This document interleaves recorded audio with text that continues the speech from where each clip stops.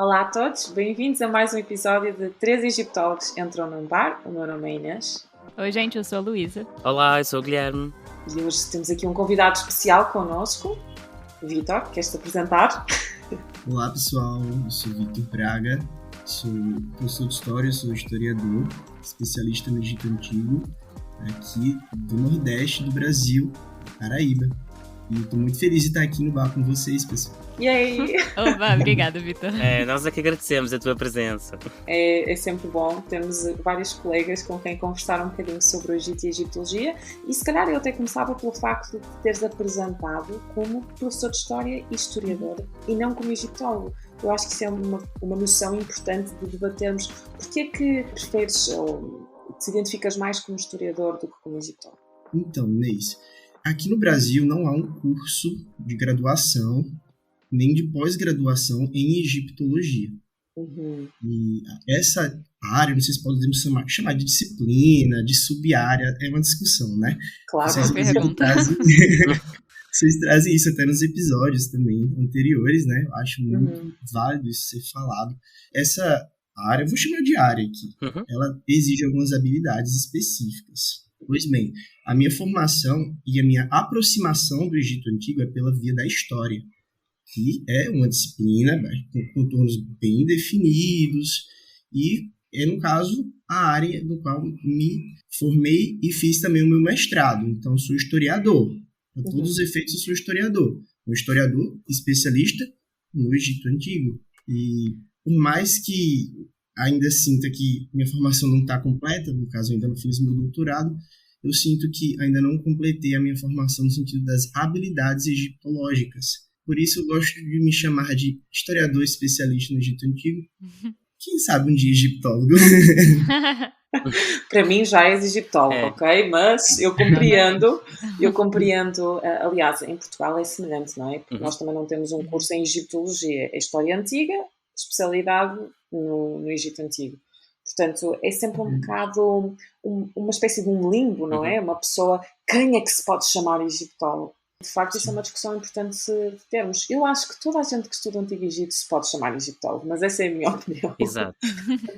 Eu ia também acrescentar isso. Eu também às vezes tenho alguma dificuldade, como o Vitor estava a partilhar, em apresentar-me enquanto egiptólogo. Hoje em dia, cada vez menos também, devo admitir, à medida que os anos vão passando.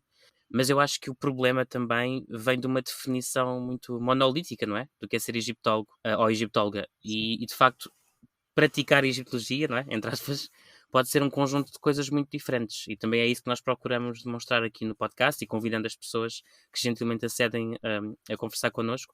A egiptologia pode ser muita coisa e os caminhos são múltiplos, são plurais e, nesse sentido, ou somos todos e todas egiptólogos e egiptólogas, ou então não é ninguém, porque senão parece que há caminhos mais válidos que outros, não é? E não é de todo o que nós achamos aqui. E falando nisso, Vitor, eu me interessei, você então é historiador, mas você começou na história já querendo estudar o Egito ou foi um interesse que se desenvolveu ao longo dos anos? Quando você já estava estudando história, né? Boa pergunta, Luísa. Eu já tive o desejo pelo estudo do Egito Antigo desde criança, pelo filme A Múmia. Geralmente é assim, né? Tem razão, viu? Geralmente é assim mesmo. O Egito nos encanta desde novinho, né? Pelo filme A Múmia. Aquele filme, assim, me encantou quando era pirralho. Também. Melhor filme. Pode dizer que ele tem um monte de erro, mas eu continuo gostando dele. Não interessa. Não interessa mesmo. Nos outros, às vezes, interessa. Nesse não interessa não, porque é muito... Eu concordo. Sim. Então, esse filme foi o que primeiro me cativou. E após isso, o meu contato formal com o Egito Antigo através do ensino de história, aqui no Brasil, no 6º ano do ensino fundamental. Esse encanto foi renovado, eu diria assim. Porém, de lá até a escolha do curso, muitos anos se passaram, né? E eu já sabia que eu tinha uma tendência pelas humanidades. E aqui na Paraíba, nós não temos uma graduação em arqueologia. A mais próxima é em Pernambuco, o estado vizinho. Também é uma graduação bem tradicional, mas ela é mais focada aqui nos povos autóctones do Nordeste do Brasil. De toda forma, eu já tinha um pendor assim, pela história, porque eu já me enxergava no futuro sendo um professor de história. Então, assim, eu já digo isso para os ouvintes do Nordeste ou do resto do Brasil, que estão escolhendo a sua profissão, né? Você se enxerga nessa profissão no futuro?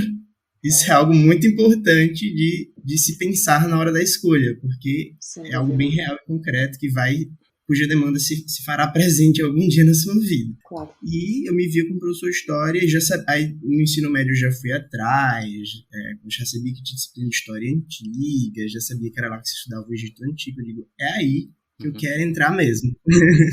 Ai, que legal.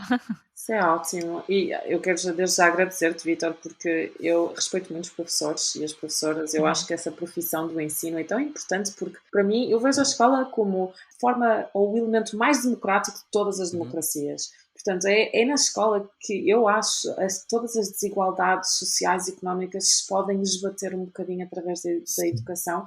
E então eu respeito mesmo muito o papel de todos aqueles e todas aquelas que ensinam, que são professores e professoras, porque de facto é tão importante, é uma contribuição tão, tão valiosa para as nossas sociedades, mesmo essencial. E sem as pessoas, onde é que nós estaríamos? Sem dúvida. E é uma profissão que tem sido tão atacada nos dois lados do Atlântico, eu arriscaria dizer, e portanto também fica aqui a nossa solidariedade a todos e todas os professores e professoras do Antigo Egito, de História, de Arqueologia ou de qualquer disciplina, área do saber, porque de facto, como a Inês estava a dizer, é uma profissão muito nobre e que infelizmente tem sofrido vários ataques. Mas Vítor, eu estava-te a ouvir a falar sobre a múmia e estava a pensar, é essa a tua primeira memória alusiva ao Antigo Egito, à egiptologia, ou há outro momento na tua vida que é, digamos assim, o primeiro momento, a página inicial da tua relação com o Antigo Egito e a egiptologia? Então, o filme A Múmia foi este primeiro momento, posso dizer, mas também cresci numa família cristã e creio que a maioria dos brasileiros também, que é um país majoritariamente cristão, então o contato com a Bíblia, o livro do Gênesis, também teve uma certa influência, não posso negar. Mas seja uma visão que hoje nós sabemos bastante mitificada do Egito também. Mas não posso negar esta influência no Vítor criança. E Inês, já agradeço, Inês, Luiz e Guilherme, pelas palavras em relação à função docente aí. Muito obrigado, desde já. De nada, sério. Claro. É tão importante. Precisamos de boa gente também, não é? No ensino. Ensinar é difícil, mas é gostoso, é bom. Imagino que sim. Muito trabalho e depois cada turma é diferente, não é? Você já foi professora, né, Inês? Eu só dei aulas universitárias, infelizmente, mas eu gosto muito, eu acho muito importante, logo desde o princípio, não é? Desde o ensino fundamental, ou básico, não é? Tenho pena de não ter podido contactar com alunos mais novinhos, eu acho que isso seria também bastante interessante. E mais difícil, talvez, porque na universidade acho que as pessoas já estão mais calminhas. É quando eu era aluna em Brown, na Universidade de Brown, eu dava aulas para alunos da 6ª série, eu acho, em arqueologia, em escolas públicas da cidade de Providence. Era um trabalho voluntariado, mas era muito divertido. Mas, às vezes, nossa, era muito difícil. Eles faziam umas perguntas que eu ficava tipo, meu Deus, eu não sei como responder isso de uma maneira que faça sentido, assim, uma coisa absurda. Mas era muito legal. E, não sei, eu sempre acho interessante tentar falar de conceitos como, sei lá, estratigrafia arqueológica para uma criança de 6 anos, né? É um desafio. Sempre muito divertido. É um desafio, mas é um desafio legal. Eu gostava bastante. Sem dúvida. E para além de... Agora estás a trabalhar como professor... E também já tens um mestrado, não é? Com uma especialidade no Antigo Egito. Queres falar um bocadinho sobre a tua investigação de mestrado e aquilo que fizeste, pesquisaste? Tu já foste egiptólogo mesmo na página Uma Egiptóloga Portuguesa, portanto, quem quiser saber um bocadinho mais sobre a tua investigação também pode ir à página de Instagram e ler as publicações anteriores. Mas, de qualquer forma, se quiseres explicar um bocadinho mais aquilo que estiveste a trabalhar durante o teu mestrado, seria ótimo.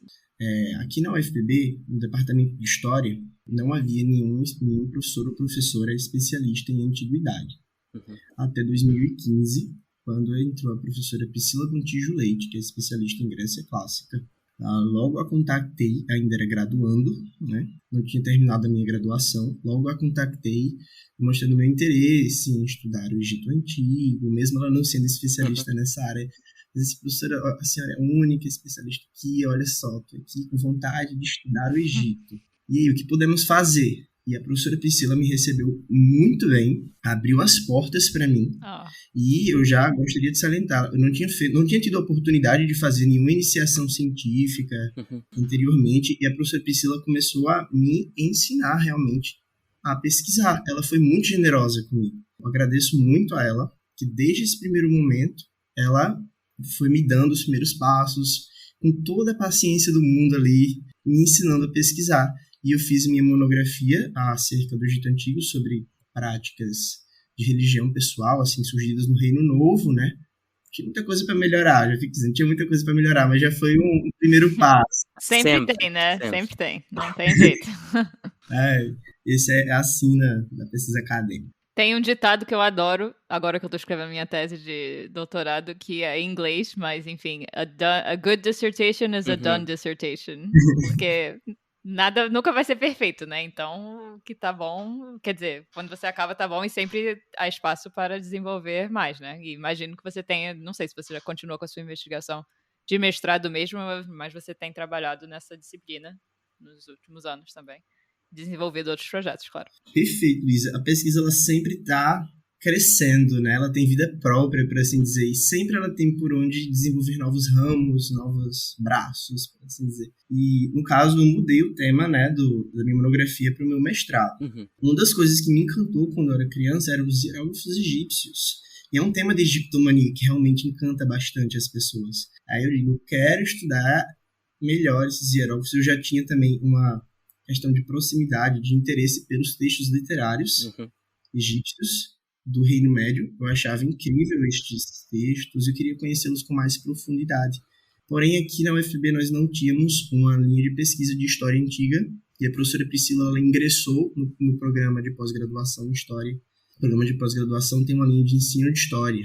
E a solução que encontramos foi, você tem que fazer uma pesquisa de ensino de História, que já é algo que eu gosto, pesquisa de ensino de história e aliar essa sua pesquisa de ensino de história com uma pesquisa também mais acadêmica. E assim fizemos. Inicialmente, o meu projeto, que mudou bastante. Como sempre. O meu projeto... Nossa, gente, mudou demais o projeto inicial até o projeto final. É sempre assim. Ele se chamava Crise no Egito Faraônico e suas evidências na literatura pessimista. Depois eu descartei esse conceito de crise para o Egito Antigo, descartei até o uso desse termo literatura pessimista também, ia focar no primeiro período intermediário, depois no Reino Médio. Enfim, depois eu escolhi 4 textos literários do Reino Médio, as profecias de Neferti, as lamentações de Ha-Reper-Seneb, as admoestações de Ipuer, e o 4º, o diálogo de um desesperado com o seu barco. Então, eu analisei esses 4 textos e o viés teórico que uniu a pesquisa de ensino com a pesquisa das fontes históricas foi a memória cultural do Ian Asman, que consiste de simbolizações externas a um grupo, em que o grupo ele repete essas simbolizações, assim, mais em linhas gerais, né? E que a partir disso ele está sempre relembrando desses elementos que dão sentido ao grupo, que dão sentido de identidade, que dão sentido daquilo que o grupo também deve fazer e daquilo que o grupo não deve fazer. E a literatura tem essa função e o ensino também tem essa função. Daí eu conectei essas duas questões. Também para amarrar melhor o ensino, eu usei o conceito de consciência histórica, né, para trabalhar melhor essa noção aí da visão que o ensino traz do Egito Antigo. Trouxe a questão da egiptomania, por mais que o conceito de memória cultural fagocite engula esse conceito de egiptomania também, né? Ele é um conceito mais abrangente, mas eu consegui amarrar essas duas questões. Foi um desafio, mas foi um processo muito gostoso de pesquisar, de mostrar a relação, se é que existia, né? Eu vi que existia um pouco essa relação entre pesquisa acadêmica e ensino de história. Como é que a pesquisa dos egiptólogos e dos historiadores chegam na sala de aula, se há alguma interferência, e essa é a minha pesquisa com os textos literários. Super interessante.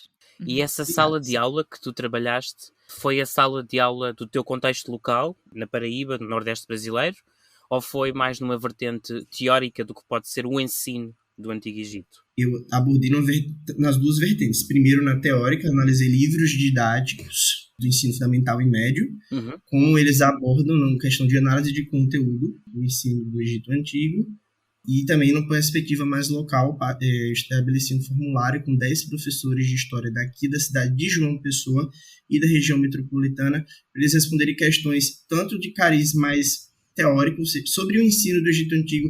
Vocês acham que é necessário estudar o Egito Antigo? Ou que não, que devia tirar isso mesmo do currículo? Até porque, nesse momento, estava tendo aquelas discussões da Base Nacional Curricular Comum, aqui no Brasil, que nas primeiras versões se tirou história antiga e medieval. Absurdo, né? Ridículo isso. Sério. Não, enfim.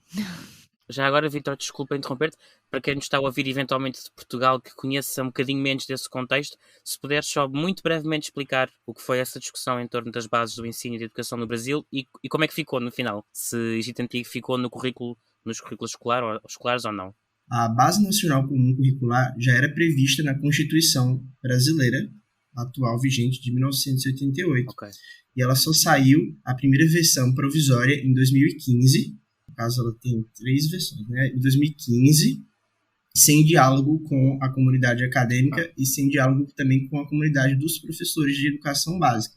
E ela já excluiu a história antiga e medieval com o argumento de que se estaria tirando narrativas eurocêntricas, porém se focava muito na história do Brasil, utilizando inclusive termos eurocêntricos como descobrimento do Brasil, quando se falava dos povos autóctones também, por exemplo, os povos autóctones da América Central, se colocava pré-colombianos, o que é um termo também eurocêntrico, e já aí se conseguiu mostrar que não, o interesse aqui não é tirar o eurocentrismo, o interesse é tirar a história antiga medieval. E se mostrou um total desconhecimento da produção historiográfica dessas duas áreas. Aí, enfim, houve uma grande discussão pelos historiadores dessas duas áreas em nível nacional, eles se articularam. A segunda versão já colocou também as áreas de história antiga e medieval, mas com alguns probleminhas. E, por fim, a terceira versão ainda não saiu do ensino médio, tá? Saiu do ensino fundamental e ela, bem, meio que agora tem ensino de história antiga e de medieval. Assim, está ok, por assim dizer, está ok. Pronto, os professores responderam quanto ao formulário e, engraçado, muitos adoram dar aula de Egito Antigo, dizem que os alunos amam a aula de Egito Antigo, sabe? Que bom. É ótimo saber que os miúdos gostam de aprender sobre o Antigo Egito. Eu acho que também, quando eu andava na escola, era assim um dos tópicos mais populares. E aí em Portugal, vocês teriam algo para comentar, Inês e Guilherme, sobre o ensino do Egito Antigo? O Gui está a escrever algo sobre isso, na verdade. Bom, mais ou menos, não diretamente sobre isto, mais sobre, digamos, a história da relação de Portugal com o Antigo Egito / Egiptologia, ou com o Egito ao longo do tempo. Em Portugal, tanto quanto é do meu conhecimento, e se os programas escolares não se alteraram muito, o ensino do Antigo Egito está presente apenas no que nós chamamos o terceiro ciclo, ou seja, no 7º ano, que é mais ou menos quando os jovens e as jovens têm 13, 14 anos, mais ou menos por aí, com relativamente poucas aulas, é uma unidade curta do programa, e depois mesmo na área das humanidades, ou seja, isto é, quem faz os 3 anos do ensino, do que nós chamamos de ensino secundário, ou seja, os 3 anos imediatamente antes da universidade na área de humanidades, na disciplina de História, que é uma das centrais desse tronco de formação, vamos dizer assim, não se estuda o Antigo Egito, começa-se na Grécia Antiga, logo. E, portanto, se não houve alterações desde a última vez que eu verifiquei, pode ter havido, claro, é assim que a situação está. O que não quer dizer que depois, como a Inês estava a dizer, não é, o Antigo Egito não seja extremamente popular até entre as crianças e jovens. Se faz uma atividade em contexto universitário ou num museu em que há uma mínima alusão ao Antigo Egito, a tendência é para que a adesão seja expressiva, seja forte. Portanto, temos de certa forma, esta popularidade que depois não é propriamente acompanhada na formação de base, na formação nas escolas. E outra coisa que haveria que ver, mas eu ainda não consegui fazer essa análise, porque também isso, aqui entre parênteses, será um dos capítulos do nosso livro, se Deus quiser, mas não será feito por mim, é ver o que é que exatamente é dito do Antigo Egito nos manuais escolares, que foi também um bocadinho o trabalho que tu fizeste e que eu acho muito interessante mesmo. Que é o que chega nas pessoas, de maneira geral. Tanta gente só tem esse como contato formal do Egito Antigo, pro resto da vida. Pois é. Por isso é que é tão importante, não é? Aquilo que é ensinado, porque até nos nossos países, atrevo-me a dizer, a grande maioria dos manuais escolares, a parte do Egito não é escrita necessariamente por egiptólogos. Não. E nem sempre acompanha as descobertas, digamos assim, ou, enfim, o desenvolvimento da egiptologia e dos estudos egiptológicos.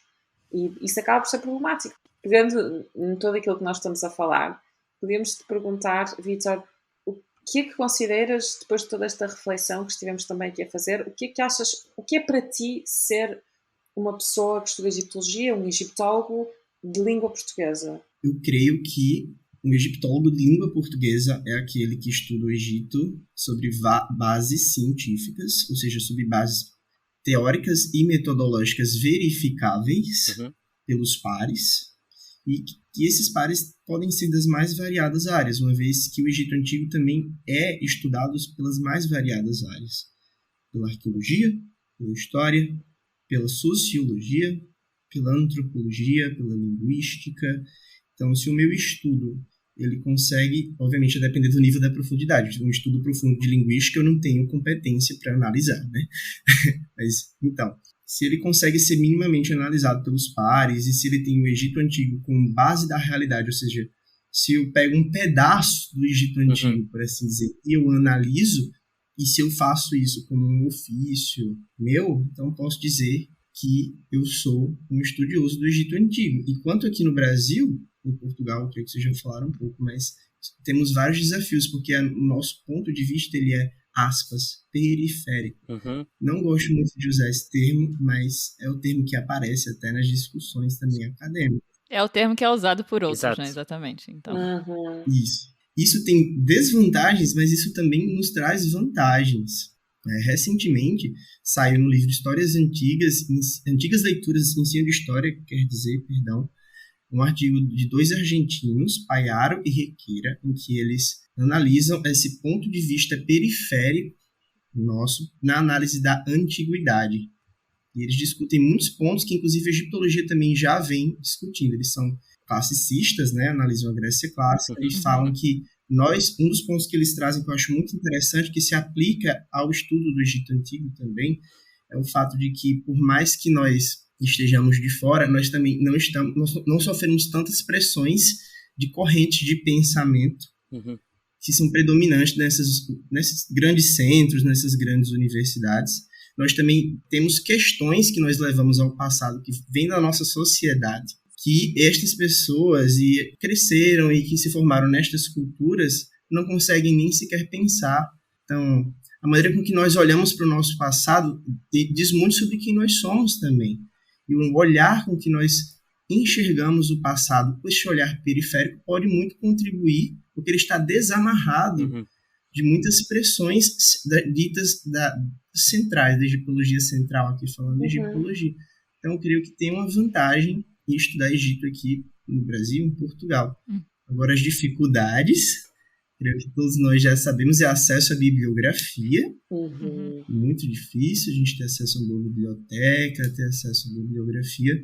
Participar dos congressos, que a maioria fica lá no norte global, né? Fica na União Europeia, nos Estados Unidos. E creio que essas são realmente as maiores dificuldades, porque sem uma boa bibliografia você não vai conseguir estar ciente do que é discutido no tema que você pesquisa e se posicionar perante ele. E se participar dos congressos, você também não vai conseguir se posicionar também de uma maneira mais sólida na disciplina, na área, e trocar ideias com os colegas, porque isso é fundamental. Você consegue uns insights que você nem imaginava nesses congressos.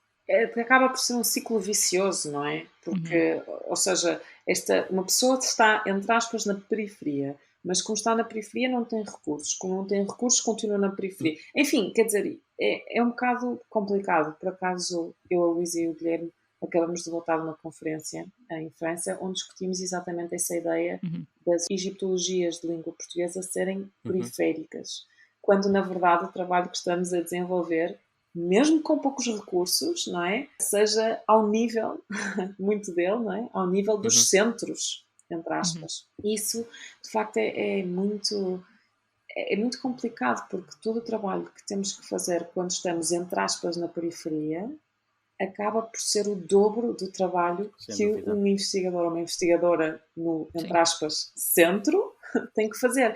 E eu, por exemplo, a Luísa, o Gui, já estivemos em sítios, não é? E tu também, Vítor, em sítios do centro, não é? Já fizemos investigação ou estivemos em universidades do centro e uma pessoa repara, não é? O quão mais fácil a vida é, não é? Sem dúvida. Não, as dificuldades são muitas, realmente. Mas, Vitor, eu gostei que você também realçou algumas das vantagens, né? Porque existem vantagens. E, enfim, essas perspectivas diferentes que egiptólogos e egiptólogas desse contexto lusófono trazem para a disciplina. E eu acho que isso que é muito importante. E a parte do projeto maior que Inês, Gui e eu estamos trabalhando com o Renan, e Vitor, você também faz parte do projeto. Sim. É mesmo demonstrar isso, né? Que essas egiptologias, entre aspas, periféricas, têm muito a adicionar ao contexto global da disciplina. Então, obrigada. Achei bom que você falou disso também. É isso. Inclusive, eu agradeço ao convite para fazer parte. Fiquei muito feliz. Eu creio que uma coisa que é fundamental nessa participação da periferia é a nossa historiografia. Sabe? A gente tem que dar conta da nossa historiografia também, além do exterior, né? Sem dúvida. E essa historiografia, ela é rica e ela tem algo a acrescentar. E quando eu falo nossa, é a lusófona. Não é só do Brasil, é de Portugal também. Eu acho que nos enriquece muito, porque eu poder ler artigos e teses do Brasil e de Portugal também. Essa troca enriquece bastante o meu trabalho. Essa barreira linguística meio que deixa de existir. A gente pode dar as mãos, como é o caso aqui do podcast, e chegar a lugares mais longínquos. Sem dúvida. Palavras lindas e que para mim definem exatamente aquilo que deveria ser a academia até em geral, não é? Cooperação, porque juntos somos mais fortes, e isso é, para mim, a única forma, de facto, de conseguirmos chegar mais longe a nível académico, a nível pessoal, a nível social, não é? Da nossa sociedade até. Portanto, não podia concordar mais com as tuas palavras. Sim, eu acho que isso se manifesta em tudo. Desde a conversa que estamos aqui a ter, até este podcast, até outros projetos que temos em conjunto, como até às vezes o simples facto de, sei lá, eu sei que a Luísa trabalhou uma questão da arquitetura em Adobe, então se eu tenho um artigo em que por acaso tenho que fazer menção a esse aspecto, eu posso fazer uma escolha que é pessoal, mas também é política, de citar uma autora lusófona, de referir este trabalho foi escrito por uma autora lusófona. Se estou a falar sobre a articulação entre o Antigo Egito e ensino, posso citar o Vítor. Se estou a falar sobre a agência memória, posso citar a Inês. Ou seja, estou aqui a falar das pessoas que estão presentes. Mas eu acho que esse movimento de conhecermos o trabalho uns dos outros, umas das outras, também é muito importante e também nos ajuda a ir mais longe. Com todas as discordâncias que possamos ter entre nós, a academia também se faz disso, aliás. Claro. Com tudo o que possamos discordar, visões diferentes sobre o mesmo material, as mesmas fontes, mesmo que eventualmente sigamos, entre muitas aspas, escolas diferentes de pensamento, eu acho que o facto de nos lermos mutuamente, sabermos o que é que cada pessoa trabalha, podermos nos citar e depois apresentarmos em congresso em conjunto, ou saber que por uma vez na vida não vou ser a única pessoa falando de língua portuguesa num determinado congresso.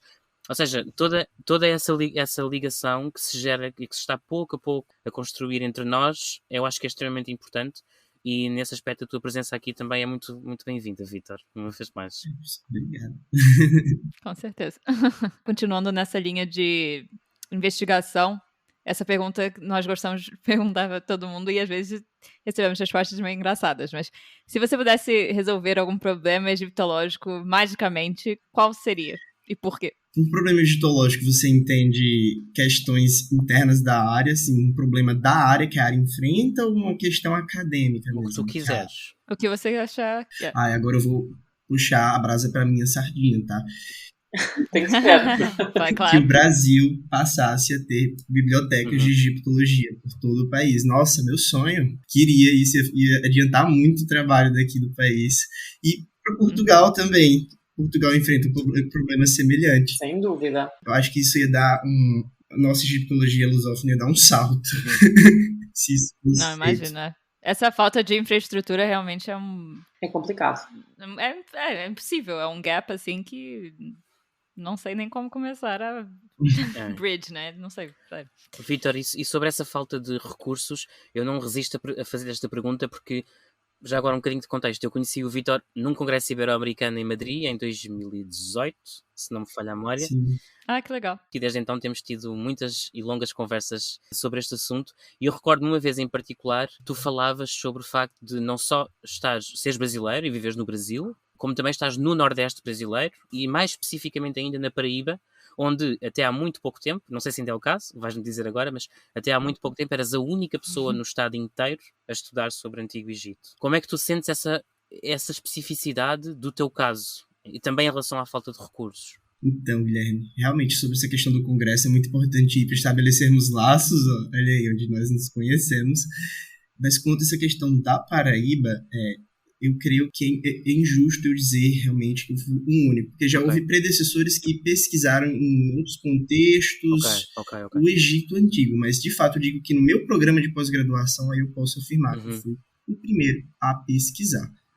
Hoje em dia já está ocorrendo um outro projeto em desenvolvimento sobre o ensino do Egito Antigo, do Wanderson, que bom. Também orientado pela Priscila. Ele analisa do ponto de vista mais curricular, por conta que em 2017 foi aprovado por uma medida provisória no governo interino do Michel Temer, aqui no Brasil, o novo ensino médio. E até onde eu saiba, eu não sei em que pé anda a pesquisa do Anderson atualmente, mas quando a gente conversou pela última vez, ele estava pesquisando sobre como anda o ensino do Egito Antigo no novo ensino médio. Então, acho que é uma pesquisa bastante atual, bastante pertinente, que é um tema que se fala muito no meio, não só da história, mas de todas as áreas que têm licenciatura, que aqui no Brasil a licenciatura é voltada para o ensino. Então, eu sei que aqui na Paraíba temos essa questão. Aqui no Rio Grande do Norte, que é o estado vizinho também, Paraíba fica entre Rio Grande do Norte e Pernambuco, temos a professora Márcia Vasques, que é uma egiptóloga, ela orienta, maravilhosa, me acolheu muito bem também lá na UFRN, nos eventos, fiquei muito feliz por esse acolhimento da professora Márcia. Ela tem um grupo chamado Maat, que já orientou diversas pessoas sobre o Egito Antigo, e ela não orienta só sobre o Egito Antigo, ela orienta sobre a Antiguidade de uma maneira geral. E eles lá já têm um acervo na biblioteca setorial sobre o Egito Antigo. Tudo isso luta da professora Márcia e de seus estudantes, algo muito válido. Então, já está havendo aqui no Nordeste esse crescimento do estudo do Egito. E eu sou muito grato ao apoio que eles me deram com bibliografia. A professora Márcia fez parte da minha banca na monografia de fim de curso e também do mestrado. Então, assim, esse apoio que ela me deu assim, fez toda a diferença. Hoje em dia, eu não me vejo mais só aqui no Nordeste, a gente tem esse pessoal. Que bom, que bom. Vitor, o grupo da Márcia, o MAT, tem uma conta no Instagram, né? Tem. Que divulga muita pesquisa do Egito Antigo também, e às vezes uns cursos. Então, para os nossos ouvintes, se quiserem seguir, a gente bota na descrição também. Perfeito. Sim, eu participei num dos cursos de uma palestra. É verdade. E correu tudo mal no YouTube. Isto foi live no YouTube e não estava a dar, a minha internet era uma porcaria. Olha, a sério, isto ficou gravado para sempre na internet.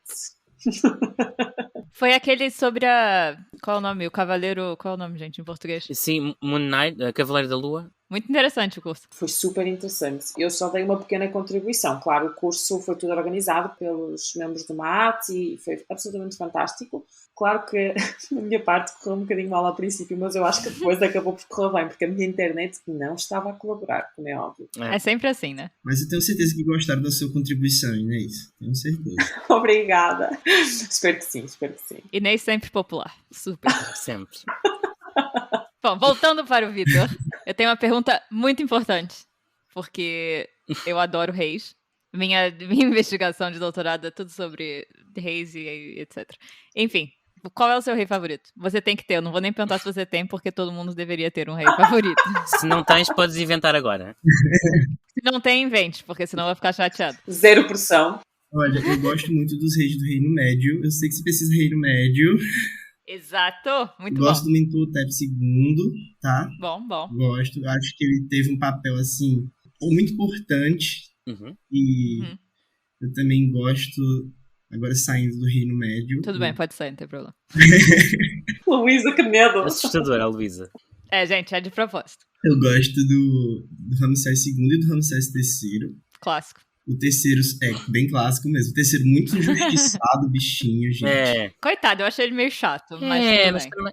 Mas ele pegou uma época difícil, ele. É verdade. Temos que considerar o contexto histórico do coitado, que, enfim, foi assassinado. O comentário da Luísa sobre Ramsés III acho um bocado chato. Estou sendo honesta. Ué. Ele passou pela primeira greve da história, gente. É verdade. Muito importante essa informação. A primeira greve da história aconteceu no Antigo Egito, precisamente no reinado de Ramsés III, por trabalhadores que não estavam a receber o devido salário. Portanto, Fica essa nota. E ele foi assassinado depois, então. Tem uma noção da situação. Não pelas pessoas que fizeram greve. Não, é verdade. Mas, enfim. Não foram os grevistas que assassinaram, só para que fique bem claro, não foram os grevistas que assassinaram Ramsés III, até porque, tanto quanto a fonte nos dá a saber, depois receberam a justa remuneração. Portanto, não foram eles... não foram eles que... Eu quis fazer parecer um pouco mais dramático. Foi dramático, assim, um homicídio é sempre uma coisa dramática. Foi muito dramático. A Luísa está a espalhar rumores e fofoca. Mas a Inês adora crime, lembra? A Inês adora crime. Né, Inês? Adoro, amo crime. E por fim, o Ptolomeu I Sóter. Eu gosto dos polêmico. Eu sei que você não gosta. Cada vez que se fala de Egito greco-romano neste podcast, há sempre um sininho, uma polêmica. Não podemos ser amigos, desculpa. Se o Ramsés III é chato, o resto depois dele é pior ainda, mas tudo bem. Acho que o Ptolomeu I Sóter foi um grande estadista. Eu acho que ele foi um dos mais inteligentes da família, da dinastia ptolomaica. Eu acho que se ele tivesse vivo para ver os descendentes dele, ele ia dizer, meu Deus, o que fizeram? Realmente. É verdade. Eu não sabia que minha semente era assim, meu Deus. Mas eu acho que ele foi um grande estadista. Ele soube no momento certo agir rápido e com muita inteligência, fazer o que ele fez em um mundo em constante movimento e globalização, como no período ali do século IV a.C. É um período muito interessante, né? Eu implico porque realmente eu não gosto muito, não, mas é bem... Não, é sério. É muito diferente da história do período faraônico, né? Completamente um mundo novo, praticamente. Sem dúvida. Vitor, e a Luísa é a fã de reis, eu sou o fã de deuses e deusas, e portanto também vou-te perguntar qual é a tua divindade preferida, e se não tens, vais ter de passar a ter também. Adoro Anubis, o psicopompo. Eu sei que é bem clássico também, mas adoro esse aspecto do psicopompo que fica entre planos, o aspecto de guardião que ele tem, né? Acho isso muito interessante.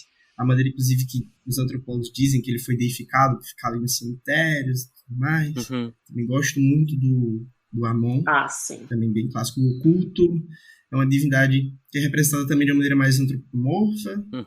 Né? Mostra também um pensamento mais abstrato dos egípcios antigos. Ptah. Amo Ptah. Ptah, sim. É um favorito aqui do grupo. É um favorito aqui, A criação pela mente, pela voz, o patrono dos artesãos, né? Essas são as minhas três preferidas. Por mais que Mênfis e Tebas tenham sido os dois grandes centros assim, de legitimação do poder durante toda a história faraônica, né? Então, assim, e as cosmogonias fossem bem diferentes também, né? Mas sim.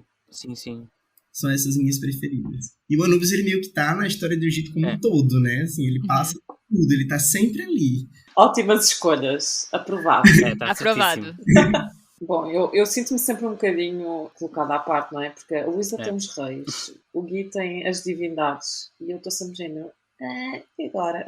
A Inês tem os demônios. Os ouvintes lembrarão que num dos episódios anteriores falamos do demônio favorito de Inês. Se calhar podia adicionar essa pergunta. Não, mas não vou fazer isso porque ninguém se lembra dos demónios. Os demónios são mais difíceis. É muito, obscuro. Mas pronto, de qualquer das formas, eu faço assim a última pergunta que nós gostamos de fazer. Pronto, eu nesse aspecto posso dizer que sou uma apaixonada por museus e por instituições museológicas. Eu já trabalhei em vários. E, portanto, faço então a última pergunta que costumamos fazer aos nossos convidados e convidadas.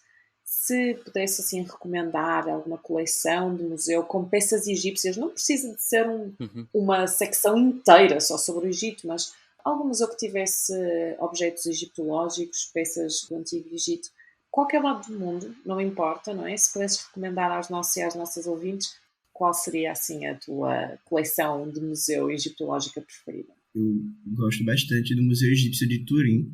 Sim. Acho que ele tem uma coleção completa, todos os períodos, e muito rica. Muito rica.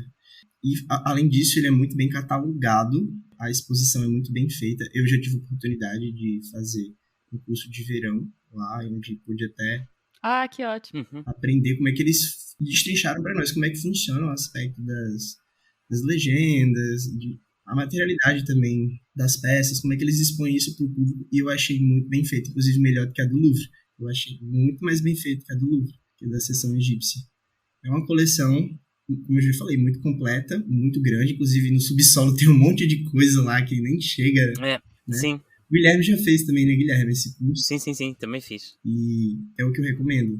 Eu gosto desse museu, que já fui 2 vezes. Sou apaixonado. Se pudesse, eu ia mais.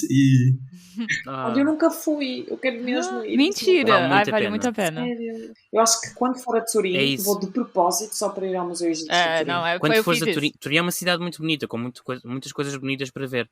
Mas reserva pelo menos um dia inteiro para o museu. Pois, porque eles têm imensas peças até famosas. Sim. Peças que uma pessoa vê assim nos livros, não é? De história do Egito. É incrível. Como o Vitor já disse, eles expõem os objetos muito bem. A narrativa da exposição é muito boa. O Vitor comparou com a exposição do Louvre. E lá é uma instalação muito mais tradicional, egiptológica. E em Turim é bem mais inovativa. Eles fazem um trabalho muito interessante. Sim. Então vale a pena. Sim, até mesmo, eu se calhar recomendava aqui, mesmo online, eles costumam ter várias palestras gratuitas em inglês, mas também em italiano. E, portanto, eu recomendo às pessoas que conseguem ou que percebem inglês ou italiano que estejam atentas às páginas do Facebook e do Instagram do Museu Egípcio de Turim, porque, de facto, eles têm atividades gratuitas online muito interessantes também. Outra coisa que eu também queria destacar, o Vitor estava a falar sobre isso, às vezes nós sabemos que viajar é muito dispendioso e também sabemos que nesta altura as economias estão particularmente fragilizadas com tudo o que tem vindo a acontecer, uma pandemia, conflitos bélicos, etc. Mas uma forma, como o Vitor estava a dizer, de tomarmos contacto com as peças é os catálogos. E nesse aspecto, o catálogo do Museu Egípcio de Turim, o novo catálogo do Museu do Louvre, o do British Museum, o do Met em Nova Iorque, são 4 exemplos que me estão agora a passar pela cabeça de catálogos muito completos que permitem ver as fotografias das peças, conhecer as coleções. Claro que não é a mesma coisa, é evidente, mas pelo menos tomar contacto com as coleções e ter uma ideia do mundo imenso que estão nestes museus. E fica aqui a sugestão também de consultarem nos catálogos, pode ser muito divertido, digamos, passar uma tarde à procura. Sei lá, eu tenho interesse por peças do Império Novo, escrevo em inglês, francês, italiano, o que for, Império Novo, nos motores de busca e aparecem as várias peças. E é uma sugestão também, para ficar a conhecer mais. O Gui estava a falar dos catálogos online, mas também podem comprar catálogos físicos, não é? O livro em si. Normalmente os livros, acabam por trazer um bocadinho mais de contextualização, não é? Porque tem textos escritos, mini-artigos, escritos pelos curadores dos museus. E, portanto, o livro físico às vezes até oferece mais informação de contexto, que é bastante interessante.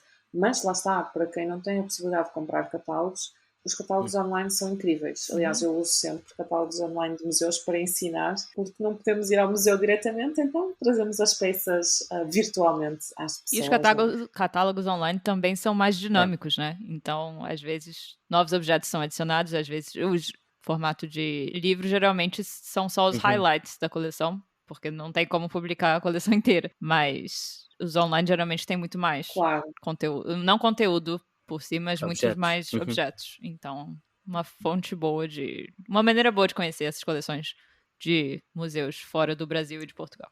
Há alguma coleção museológica no Nordeste brasileiro que possas recomendar também, Vitor? Egiptológica não há nenhuma, tá? Mas existe um museu, a Serra da Capivara, no Piauí, é recomendável para ser visitada. E eu ainda não fui, mas eu sou doido para ir. Também, sempre quis ir, eu nunca fui. Tô aqui recomendando algo que eu não fui. É porque é mesmo muito bom, então. Mas é fantástico.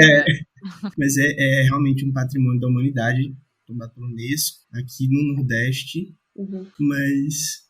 aqui no Nordeste não. No Brasil nós temos no sul do país uma coleção do Museu Egípcio, Rosa Cruz, com peças recomendadas até por livros didáticos, paradidáticos de história antiga e de egiptologia, como o do Maurício Schneider, egiptólogo, faleceu recentemente, inclusive.